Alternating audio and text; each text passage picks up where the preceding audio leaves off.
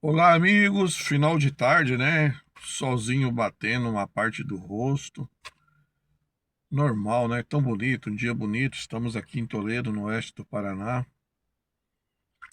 Para quem não conhece, Toledo é considerado a capital da proteína animal do Paraná e do Brasil, porque produz muita carne de suínos e frango, mas sobretudo suínos. Muita carne. E aí eu queria tocar no assunto hoje, porque a suinocultura, embora seja uma atividade muito importante na região oeste do Paraná, sudoeste, Santa Catarina, ela carece de um mercado interno mais ativo. O que eu quero dizer com isso?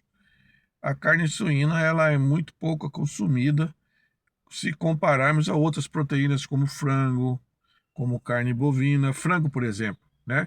Consumo per capita de carne de frango no Brasil é acima de 40 quilos per capita, quer dizer, quando você olha para a carne suína, segundo a Associação Brasileira de Proteína Animal, não ultrapassa aí 18,5 quilos per capita. E olha que patinou durante muitos anos aí 15, 16 quilos per capita, muito pouco para o Brasil. E se nós compararmos que é a carne mais consumida no mundo, aí nem se fala, né? Muito pouco consumida. E nós que somos exportadores de carne suína. Talvez hoje algo em torno de 27, 28% daquilo que é produzido é exportado, certo? E 34, 3, 32%, 34%, dependendo do ano, é consumido internamente, então o maior consumo é interno ainda, certo? O maior consumo é interno. Frango também, o maior consumo interno, embora frango, a pauta de exportação de frango é muito maior que a de suínos. Eles ampliaram muito o mercado.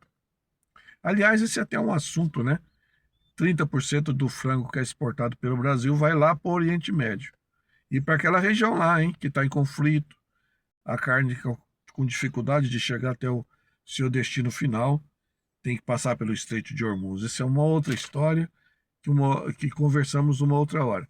Hoje eu queria tratar de um assunto muito importante. A suinocultura, como eu disse, ela carece de ter uma liquidez melhor, sobretudo no mercado interno, onde estão localizados a maior parte dos consumidores. Estão aonde? Estão aqui no Brasil mesmo. E esta semana, no dia 28 agora, o IPEA, que é o Centro de Pesquisas Aplicadas da USP, divulgou um relatório muito importante, muito importante. Nesse relatório do IPEA, prestem bem atenção. Isso aí não é importante para a carne suína, isso aí é importante para aquilo que acontece no Brasil com relação ao consumo de alimentos, certo? Nesse relatório do IPEA, eles fizeram o seguinte diagnóstico, olhando o mês de abril e o mês de maio. Que a carne, eu olhei, né, um material divulgado e por eles dizem assim, olha, a carne suína, ela neste mês ela passou a ser mais competitiva depois de muitos anos do que a carne de frango e a carne, principalmente a carne de boi. E por que ela se tornou mais competitiva? Eu vou até ler, porque é bom ler, porque isso aí é uma pesquisa feita por um instituto seríssimo, que é o IPEA, ligado à Universidade de São Paulo, que foi divulgado agora essa semana. E que, de certa forma, deixa bem claro aquilo que acontece no mercado interno, com relação ao consumo de alimentos, que eu estou falando de proteína, não, eu estou falando de proteína ligada a suíno, mas tem a ver com a proteína de boi, proteína de frango também. E com a base, entre as bases da alimentação da sociedade brasileira, certo? Eu vou chegar lá no final onde eu quero chegar. Então, segundo o que foi divulgado pelo IPEA, ó, prestem bem atenção. É muito importante isso aqui, gente. Importante que perceber é para a gente perceber o seguinte: o que está acontecendo nesse país? Esse pessoal que mede infração, que levantam informações para calcular a taxa de juros, eles estão olhando para tudo mesmo ou é só aqueles 100 economistas da Focus que informam o Comitê de Política Econômica do Banco Central para elaborar essa taxa de juros indecentes que tem no Brasil de 14,5%, que simplesmente inibe investimento. Investimento de quem produz e investimento de quem consome. E, por via de consequência, vai inibir o desenvolvimento do país. Eu sinceramente, eu não entendo isso. Para um país igual ao Brasil, o Brasil não está nessas condições. Não está nessas condições. Então vamos lá, vamos falar desse assunto aqui que é importante. Carne suína, essa aqui é a manchete do IPEA, viu? Que está por aí circulando nos principais órgãos que divulgam informações sobre o agronegócio brasileiro. Carne suína atinge competitividade histórica diante da bovina e também da carne de frango. Mas vamos falar da bovina, só para você ter uma ideia, da bovina. Essa competitividade, segundo eles, é a maior desde que se iniciou esse trabalho, né, em 2004. Olha para você ver. É a maior desde 2004, que a carne suína atinge essa competitividade. Essa é a manchete. Olha isso daqui.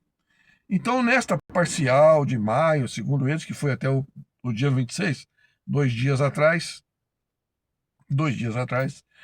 o preço da carcaça especial da carne suína negociada no atacadão lá de São Paulo, na Grande São Paulo, e é um bom referencial, registra baixa de 3,7% frente à média anual. Isso quer dizer, com essa baixa, o preço no atacado veio para R$ 8,68 o quilo. É o menor valor real, menor valor real. Eles estão aqui deflacionando, eles estão descontando a inflação, tá? Desde outubro de 2018. Olha, pré-pandemia, né? Pré-pandemia, depois veio a pandemia, a crise toda. Caramba, nós voltamos lá em 2018, certo? Em termos de preço da carcaça no mercado de São Paulo. Eu vou chegar onde eu quero e vocês vão me entender. Quando, naquela época, 8,54, tá? Outubro de 2018, tá bom? Os valores foram deflacionados pelo IPCA, já falei isso, né? Segundo pesquisadores, agora vem a bomba, tá? Segundo pesquisadores do CPEA, Centro de Estudos Aplicados em Economia, não, Centro de Estudos Avançados em Economia Aplicada da USP, Universidade de São Paulo, o recuo do preço da carne suína está atrelado à demanda. Olha bem essa palavra, gente, demanda interna enfraquecida, que tem persistido, agora olha, persistido praticamente durante todo este ano. Então vamos lá. Isso daqui expõe a fragilidade do mercado interno. E mais, normalmente, o que nós ouvimos dos técnicos do Banco Central é que eles dizem assim: a demanda está resiliente, por isso nós temos que manter taxa de juros lá no alto. Não é isso que nós ouvimos? Mas nós percebemos que com relação aos alimentos, que sempre foi um ponto fundamental para definir o IPCA amplo, não é isso que acontece. A demanda está enfraquecida porque não existe condições de renda da sociedade para fazer com que essa demanda se eleve. Olha, a carne suína, ela é um exemplo disso. E ela está atrelada ao enfraquecimento da demanda da carne bovina e da carne de frango. Por exemplo, a carne suína ela ficou mais competitiva porque houve um recuo no consumo. Então nós não temos inflação de demanda, pelo menos naquilo que se relaciona a alimentos. E é bom que olhem para os outros setores também. Os técnicos do Banco Central, não dá para conviver com essa taxa de juros de 4,5%. Está inibindo o consumo e inibindo os investimentos. Nós vamos parar onde? E por que isso? A explicação não pode ficar a critério de 100 economistas que vamos cá entre nós, da Avenida Paulista, que informam os técnicos do Banco Central e eles definem a inflação. E essa palavra resiliente eu não aguento mais. Que o consumo está resiliente. Isso aí está penalizando quem produz. Eu estou aqui na terra da suinocultura. Toledo é a capital da suinocultura do Paraná, a capital da proteína animal no Brasil. Aqui é a região, Toledo e região, onde mais se produz carne de suíno e frango no Brasil. Exportam frango para mais de 160 países e temos ampliado muito o mercado da suinocultura lá fora. Ainda bem. Ainda bem que as exportações estão crescendo. Agora é um pecado, né? É uma pena que o mercado interno, que é o mercado que mais consome essas carnes, tanto suíno quanto frango principalmente, eles não podem dar resposta. Por quê? Porque não dá para dar resposta num país que tem uma taxa de juros que penaliza o consumidor e que penaliza o produtor dessa forma. 14,5% não é uma taxa justa para o país. O país não vai se desenvolver com essa taxa de juros. E é engraçado, né? Eles olham lá para frente, 2017, 2027, 2028, e continuam trabalhando com taxa de juros elevadas ainda. E a explicação é só essa. Olha, o consumo está resiliente e nós podemos ter inflação mais alta. Gente, cá entre nós, a Argentina está com inflação de 33%, a taxa de juros reais deles menores do que a nossa, sem ter reservas cambiais, que eles não têm, e com uma dívida externa imensa. Aliás, vivem negociando essa dívida externa, que também dívida externa nossa não nos afeta. Aliás, o que nos afeta é a dívida interna, né? Fechamos aí o ano 2025 só com pagamento de juros de 1 trilhão e 100 bilhões de dólares. Aí sim, isso aí dá para a gente realmente falar e dizer o seguinte: o governo, o setor público em geral, não está fazendo a parte deles no que diz respeito a corte de gastos. Mas a sociedade brasileira, o consumidor, eles não estão pressionando a inflação, porque a única forma deles pressionarem a inflação seria através de uma demanda mais, e como o Banco Central diz, mais resiliente. Mas os números de uma pesquisa séria do IPEA não apontam isso. Eles apontam justamente, eu vou repetir, está escrito aqui, isso aqui eu copiei deles. Peguei num material que eles divulgaram, certo? Eles dizem a razão, o porquê disso. Eles dizem o seguinte, os pesquisadores, vou repetir, quero encerrar essa minha participação aqui falando. O recuo dos preços da carne suína está atrelado a uma demanda enfraquecida. E olha, não é enfraquecida agora não, que tem persistido por praticamente todo este ano de 2026. Não dá. E se essa taxa de juros, se esses técnicos do Banco Centrais olharem para isso, não olhar somente para aquilo que dizem, desculpa, vou dizer mais uma vez, eles estão ouvindo quem? 100 economistas do setor financeiro? Bom, se eles estão fazendo isso, estão completamente equivocados, que eles precisam olhar, eles precisam ouvir setores ligados ao consumo, quem consome, e ao setor ligado a quem produz.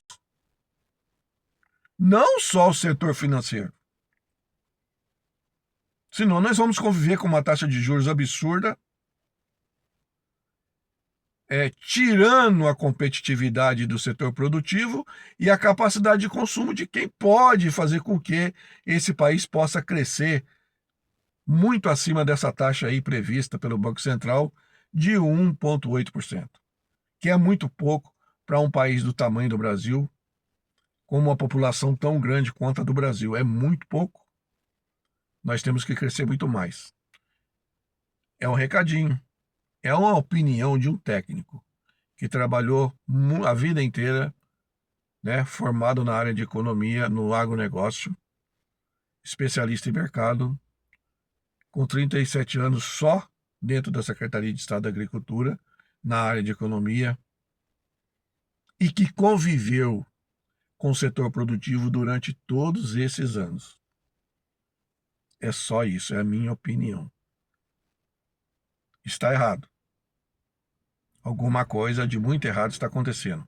E o consumidor não está sendo levado em consideração, e muito menos quem produz, quem levanta de manhã e não olha para jornal, não vê nada, porque não dá tempo, tem que trabalhar e produzir. Eu já vi essa história acontecer muitas vezes. E nós não podemos repeti-la, nós temos que mudar isso daí. E rapidamente. É isso aí, meus amigos, até a próxima.